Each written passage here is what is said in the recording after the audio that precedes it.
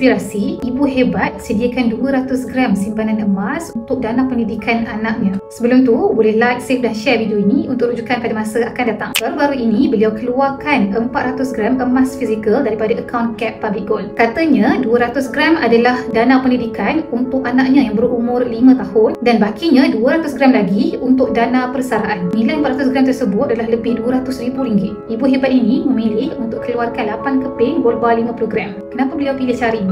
Memandangkan anaknya masih kecil, beliau decide untuk simpan dana pendidikannya dalam bentuk emas. Emas lebih berbaloi berbanding simpan dalam bentuk duit yang terdedah kepada penyusutan nilai dan risiko dibelanjakan tanpa sengaja. Beliau buat keputusan untuk keluarkan emas tersebut apabila beliau sedar emas yang terbaik itu adalah emas fizikal di tangan. Bila-bila masa nak digunakan, emas dah ready dan tahap kecairannya yang lebih tinggi. Yang buat saya lagi respect adalah tuan-puan, beliau adalah seorang ibu tunggal berumur 42 tahun, sudah memiliki 7 buah hartanah, tengah rancang bina pendapatan pasif. Walaupun bukan daripada bidang kewangan, tetapi cara beliau urus harta sangat teratur dan strategik. Saya rasa sangat-sangat terinspirasi bila jumpa wanita sekuat ini, telik kewangan dan tahu nilai emas sebenar. Jadi bagi anda yang ingin mengalihkan sebahagian simpanan duit ke dalam bentuk emas fizikal, tuan-puan boleh refer pin video di profil saya, cara daftar akaun emas percuma. Kemudian saya akan bimbing dalam cara dan langkah-langkah simpanan yang terbaik untuk anda.